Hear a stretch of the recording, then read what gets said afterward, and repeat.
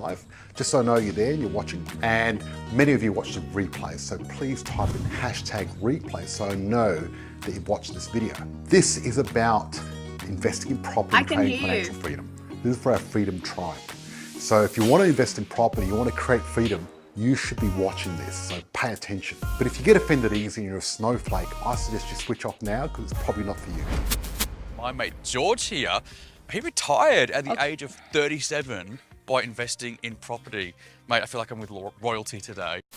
I think George is a great mentor because he really does care. The George I know, I met him 3 years ago, he does care. That's why he does his work. So I can talk to you about cash flow and all those things.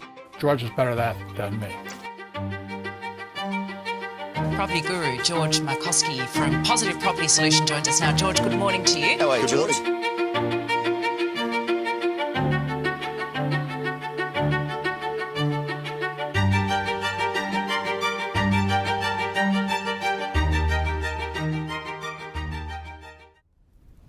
Okay guys, me and my team are about to go live, so make sure you grab your beverage of choice, sit down, and you're in for an amazing show.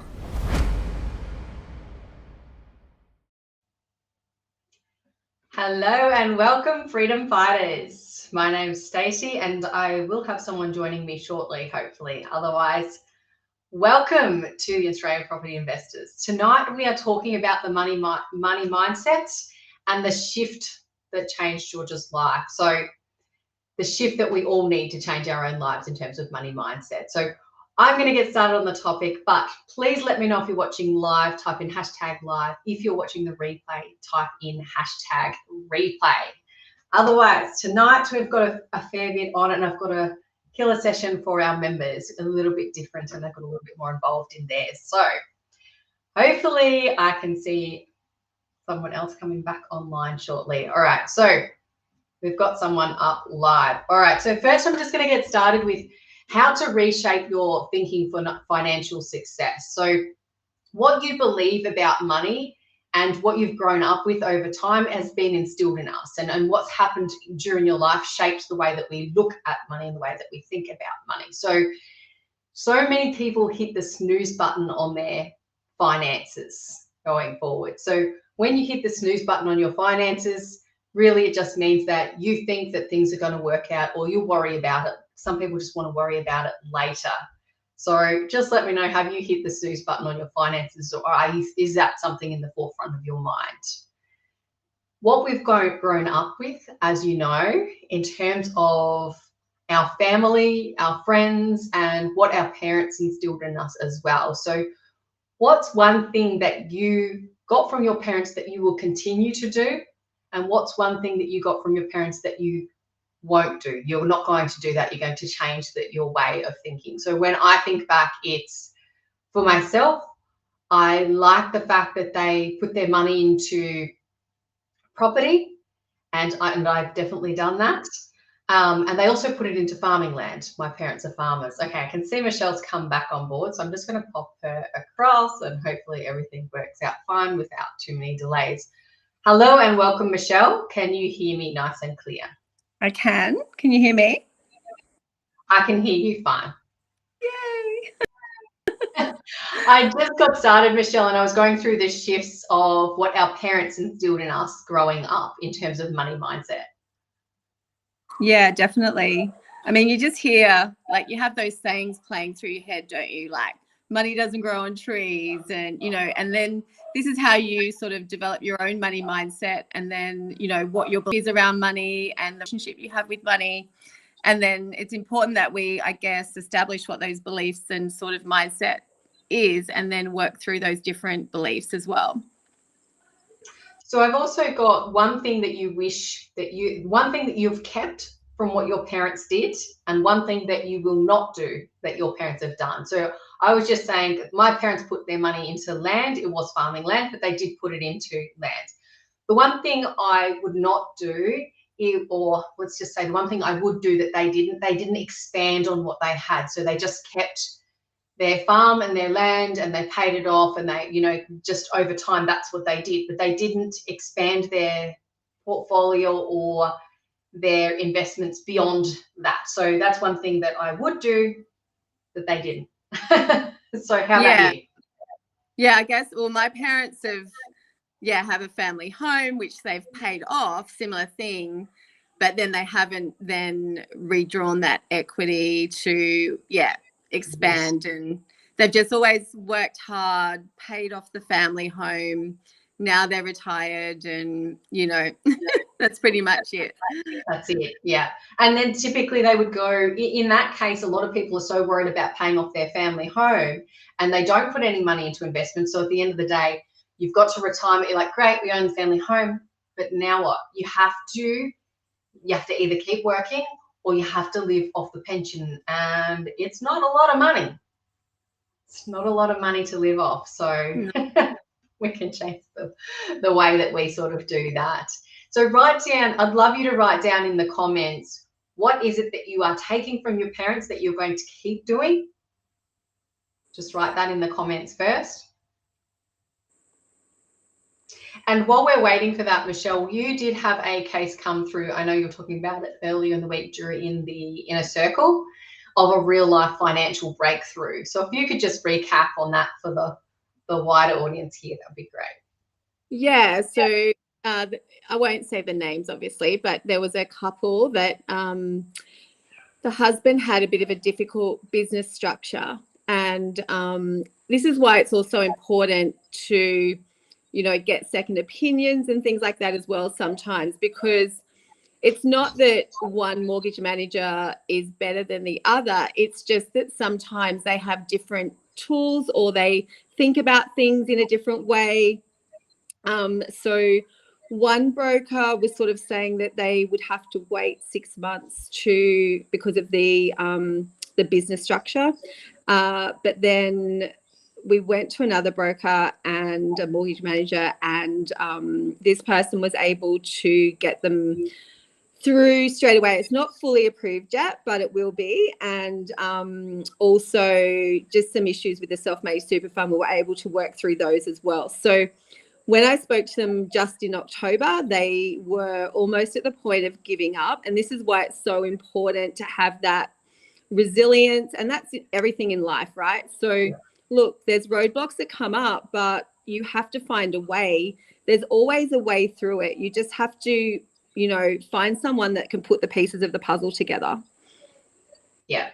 And that's what I was talking about earlier, that hitting the snooze button. A lot of people hit the snooze button on their own financial journey and they think, look, at the end of the day, that's just for the rich. There's a lot of things holding us back in terms of mentally, or they hope that they're going to take their money more seriously later.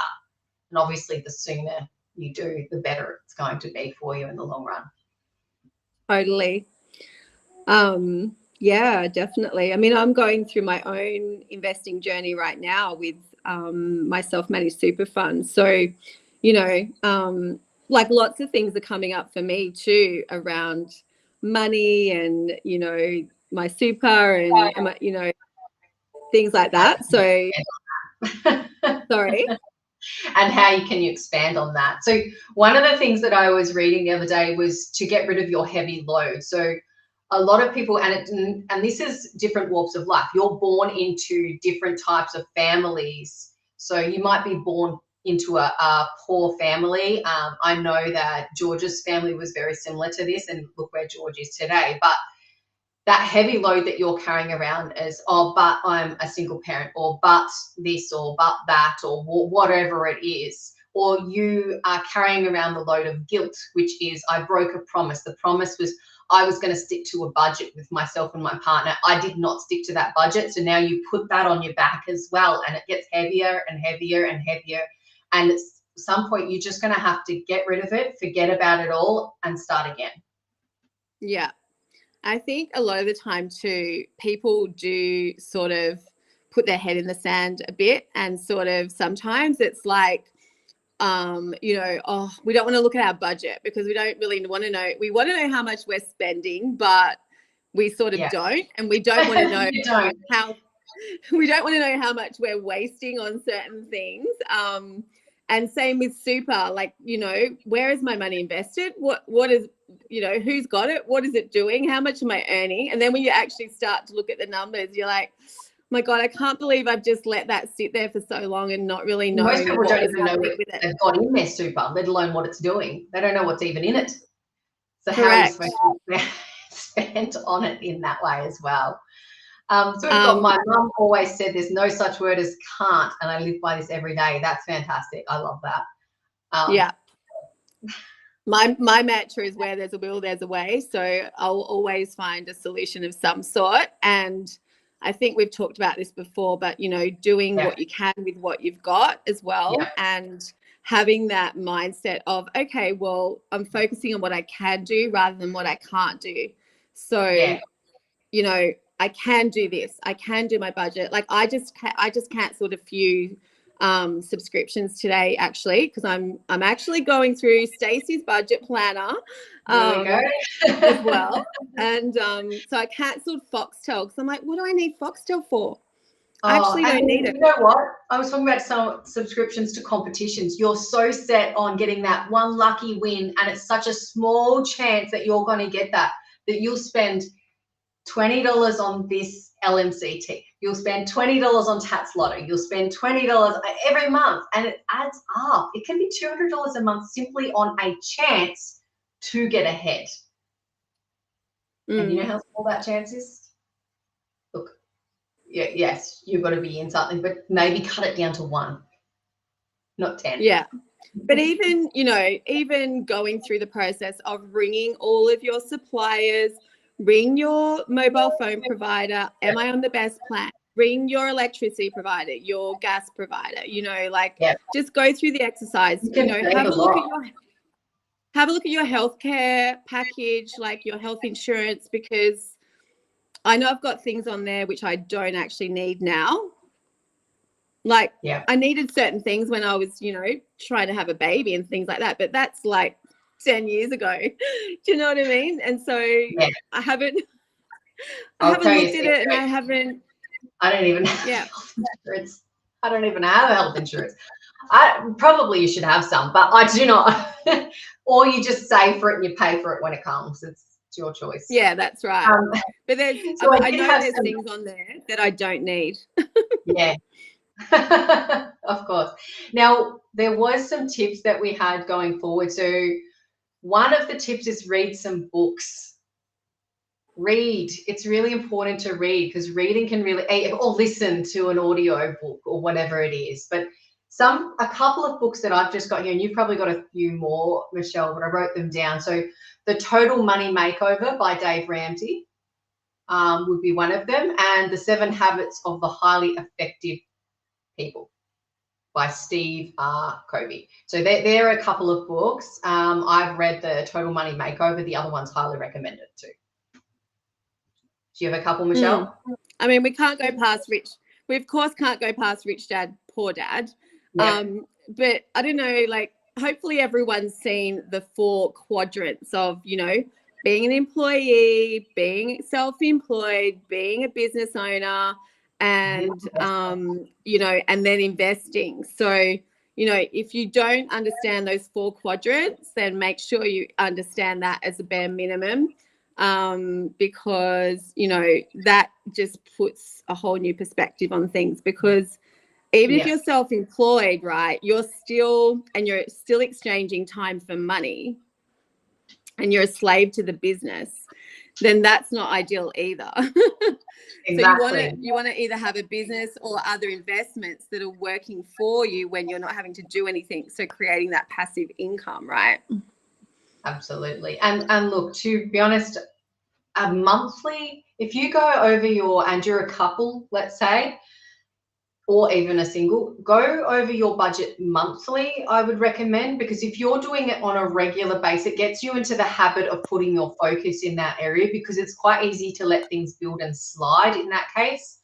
So if you do a monthly plan and you sit down and it would be good if you set a date, so the same date every month, where you sit down for 1 hour, have dinner, have a drink, and just have a look at your budget and how you can make it better. So if your main goal is, hey, I need to save for a deposit for a house, that's going to be, let's say $100,000 seems so far away, but it starts with $10 a week can turn into 15 to 20 to 30.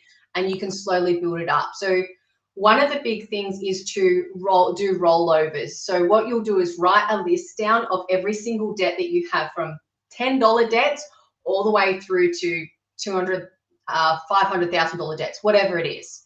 No, in order. Actually, leave your property out of it. Just do everything else. When you do your first debt, knuckle down, pay the minimum off everything else, and focus on the smallest debt first, because those small wins really create that positivity in your mind. So once you've knocked your first one off, you'll roll the debt from that one, roll the money that you were paying into that one into the second one. Then once the second one's paid off, you'll roll the money that you were paying into that one, which will be more, into the third debt, and you'll just keep stacking down just like that. So it's a rollover effect. Yeah. Yeah. And dream about retirement. It does really help with that mindset shift. Dream about retirement. If you're going to retire when you're 65, or you're going to retire when you're 50 or 40 or 30 or whatever it is, dream about retirement, because it's going to give you a little bit of drive to head in that direction, and believe that success is possible. It is possible to be successful in that area. If you believe that it's so far out of reach that you're not willing to try, you're never going to get there. And understanding your beliefs as well. So I know, Michelle, you talked about that one. Yeah. But I'll just, before I go into that, like, the thing is, we want to obviously be reducing our expenses, reducing our debt, and increasing our income. So if we can do both at the same time, like, honestly, you know, with time management, you know, people feel like they don't have a. Oh, it's just me again. I think she was going along the lines of people feel like they don't have enough time to put it into their budget. That rollover effect that I was talking about, we want to do that all the way down to we have no other debts except for property debt. Then once we have, just going to quickly go back on, once we have that property debt, we don't want to put the money onto the property debt per se, but you want to pay yourself first. So whether that's putting it into an offset account or into an investment that's going to grow your money further. Michelle, you were saying.